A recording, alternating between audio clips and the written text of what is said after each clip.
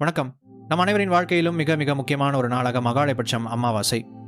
இந்த 2025ஆம் ஆண்டு மகாலயபட்சம் அமாவாசை செப்டம்பர் 21 ஞாயிற்றுக்கிழமை வருகிறது. பித்ருபட்சம் என்பது முன்னோர்களுக்காக அர்ப்பணிக்கப்பட்ட 15 நாட்கள் கொண்ட காலப்பகுதி. இக்காலகட்டத்தில் முன்னோர்களின் ஆத்மாக்கள் பூமிக்கு வந்து தங்கள் சந்ததியினருடன் இருப்பதாக வேத சாத்திரங்களால் கூறப்படுகிறது. இந்த காலகட்டத்தில் நாம் அவர்களுக்கு பிடித்த உணவுகளை படைத்து தர்ப்பணம் செய்வதன் மூலம் அவர்களின் ஆசீர்வாதங்களை பெறலாம். இந்த நாளில் முன்னோர்களுக்கு நாம் செய்யும் தர்ப்பணம், தானங்கள் மற்றும் வழிபாடுகள் எவ்வளவு முக்கியம் என்பதை பற்றி இந்த வீடியோவில் விரிவாக பார்க்கலாம். மகாலய அமாவாசை ஏன் மிகவும் சிறப்பு வாய்ந்தது? இது பித்ருபட்சத்தின் கடைசி நாள். அமாவாசை திதி தொடக்கம் செப்டம்பர் 21 அதிகாலை 12:16 தொடங்குகிறது. முன்னோர்களுக்கு சிரத்தம் மற்றும் தர்ப்பணம் செய்வதற்கு மிகவும் உகந்த நேரம் குதுப் முஹுரத் மற்றும் ரோகிணி முஹுரத் ஆகும். குதுப் முஹுரத் காலை 11:50 முதல் மதியம் 12:38 வரை. ரோகிணி முஹுரத் மதியம் 12:38 முதல் 1:27 வரை. அபராஹ்னர் காலம் பிற்பகல் 1:27 முதல் பிற்பகல் 3:53 வரை. இந்த நேரங்களில் நம் முன்னோர்களுக்கு தர்ப்பணம் மற்றும் பிண்டம் அளிப்பது மிகவும் சிறப்பானது. மகாலய அமாவாசை நாளில் அதிகாலையிலேயே எழுந்து புண்ணிய நதிகளிலோ குளத்திலோ அல்லது வீட்டிலேயே குளிர்ந்த நீரில் நீராட வேண்டும்.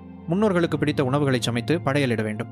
குடும்பத்தின் மூத்த ஆண் உறுப்பினர் பித்ருக்களுக்கு தர்ப்பணம் மற்றும் சிராத்தம் செய்ய வேண்டும். மாதம் வரும் அமாவாசையில வழிபட முடியாதவர்கள் இந்த மகாலய அமாவாசையில தர்ப்பணம் கொடுப்பது வருடம் முழுவதும் கொடுத்த பலன் கிடைக்கும். காகங்களுக்கு உணவிடுவது மிகவும் புனிதமானதாக கருதப்படுகிறது. ஏனெனில் காகங்கள் பித்ருக்களின் பிரதிநிதிகளாக கருதப்படுகின்றன. இந்த நாளில் இல்லாதவர்களுக்கு அன்னதானம், வஸ்திரதானம் செய்வது சிறப்பு.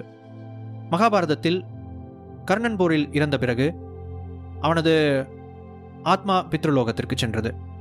அங்கு அவருக்கு பொன்னும் பொருளும் மட்டுமே உணவாக கொடுக்கப்பட்டன.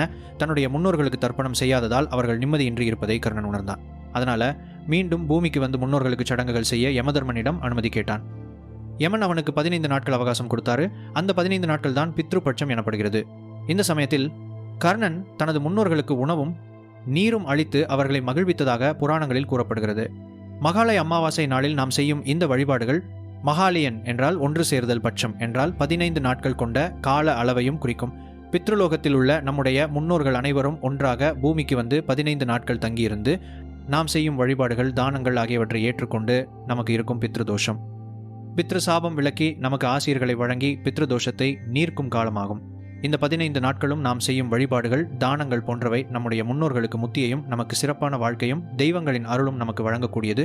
அதனால்தான் புரட்டாதி மாதம் பௌர்ணமி பிறகு வரும் பிரதமை தொடங்கி அமாவாசை வரையிலான 15 நாட்கள் மிக முக்கியமானதாக, தவறவிடக்கூடாத காலமாக கருதப்படுகிறது. இந்த வீடியோ உங்களுக்கு பயனுள்ளதாக இருக்கும் என நம்புகிறோம். நன்றி.